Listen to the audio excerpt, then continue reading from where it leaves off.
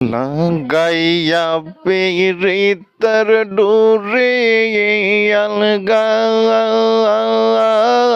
তাই কাটা আনে রে।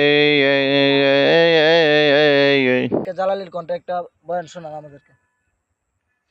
হ্যাঁ ঠিক আছে, অবশ্যই শোনাই।